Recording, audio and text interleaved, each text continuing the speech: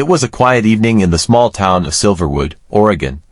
A place where everyone knew everyone, where neighbors waved, children played in the park, and nothing truly bad ever seemed to happen. Until one night, when that peace shattered forever. 24-year-old Emily Harper was known for her bright smile and caring heart. She worked at a local bookstore and dreamed of opening her own someday. Her life was simple, ordinary, until she met Jake Nolan. Jake was charming, polite, the kind of man people describe as harmless. He worked in IT, lived alone, and loved photography. When the two met at a friend's barbecue, the connection was instant. They started dating within weeks. To anyone watching, they looked perfect together, but perfection has its shadows. At first, Jake was attentive. He'd bring her coffee in the mornings, send her goodnight messages, and show up just to see her smile. Emily's friends thought she'd finally found someone who truly cared for her. But over time, that care began to feel like control. Jake didn't like when Emily went out without him. He didn't like her talking to male friends. And when she didn't respond to his messages right away, he'd send more, dozens more. Then the questions began. Where are you? Who are you with? Why didn't you answer? At first, Emily brushed it off. She thought he was just insecure. But soon, insecurity turned into obsession. Jake began showing up at her workplace unannounced. He'd sit in the corner of the bookstore, pretending to read, just to watch her. Her coworkers noticed. One even asked if she was okay. She smiled and said, "Yeah, he's just protective." But inside, she was starting to feel afraid. By winter, the relationship had turned toxic. Emily's friends urged her to end it. She told them she would, after the holidays, but that conversation never came. In late December, Emily told Jake she needed space. That night, he showed up at her apartment, begging her not to leave him. He cried. He promised he'd change. He swore he couldn't live without her. Emily let him in, just to calm him down. But that would be her first mistake. For a few days, things seemed normal. They texted less, but Jake still sent long messages, sometimes loving, sometimes angry. Then, on January 6th, Emily stopped responding altogether. 2 days later, her best friend Mia got worried. Emily hadn't shown up for work, hadn't answered calls, and her car was still in the parking lot outside her apartment.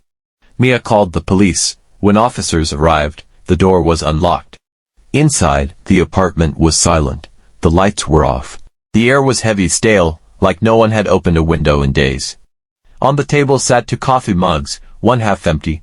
A phone lay shattered on the floor. And in the corner of the room, a broken lamp. No sign of Emily. Detectives began their search. They found a torn photograph of Emily and Jake on the floor, the picture ripped cleanly in half. Emily's face was missing. Jake's half still smiled. When police reached out to Jake, he said he hadn't seen Emily since their breakup talk. He claimed she was the one who needed space. But detectives weren't convinced. They asked him to come in for questioning. During the interview, Jake appeared calm, almost too calm. He spoke softly, hands folded, eyes steady. He said he loved her, that he'd never hurt her. But when detectives asked why his fingerprints were found on the broken lamp, his voice trembled. He said he'd been at her apartment earlier in the week, helping fix a light. It was a simple explanation, but it didn't add up. Then came the discovery that changed everything. A neighbor across the hall had a security camera pointed toward the parking lot. The footage from January 6th showed Jake arriving at 9:14 p.m. 2 hours later. At 11:32 p.m. the camera picked up his car leaving. The passenger seat was empty, but detectives noticed something strange. He was wearing different clothes when he left. The next morning, detectives traced Jake's movements using cell phone data. His phone pinged near Silverwood River, a quiet area surrounded by woods. They went there immediately. By the riverbank, they found tire tracks matching Jake's car. And nearby, hidden under a patch of wet leaves, they found a small silver necklace, engraved with the letter Emily's necklace. Within hours, police obtained a warrant and arrested Jake Nolan. When they searched his car, they found faint traces of blood on the passenger seat and a crumpled note in the glove compartment. It read, "I can't let you go. If I can't have you, no one will." When questioned again, Jake claimed he didn't remember writing the note. He said he was overwhelmed, depressed, lost without her. But when police presented the evidence, the video, the necklace, the blood, he broke down. He said it was an accident, that they fought, that she fell. But the injuries told a different story. Emily had been struck multiple times. The blows were deliberate. The crime was personal. Jake's defense tried to paint him as mentally unstable, a man who acted out of desperation. But prosecutors described him differently, a manipulator, obsessed with control, who saw Emily not as a person, but as possession. During the trial, Jake barely looked up. He avoided Emily's family, avoided the cameras, and spoke only when prompted. When asked why he didn't call for help, he said, because she was gone. There was no point. That one line echoed across the courtroom. It took the jury less than 4 hours to find him guilty of second-degree murder. He was sentenced to life in prison with no possibility of parole for 25 years. Emily's friends described her as full of life, full of dreams.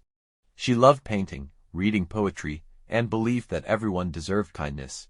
Her death became a painful reminder that love should never hurt, and that control, no matter how disguised, is never affection.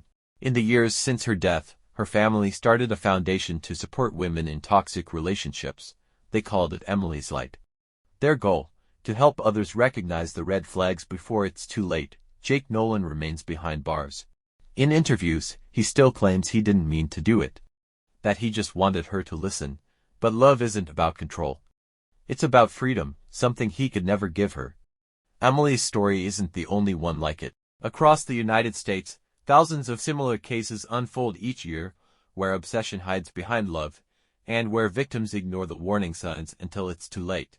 We often think monsters lurk in dark alleys or shadowy streets. But sometimes, they wear a familiar smile. Sometimes, they hold your hand. And sometimes, they whisper, "I love you," right before everything fades to black.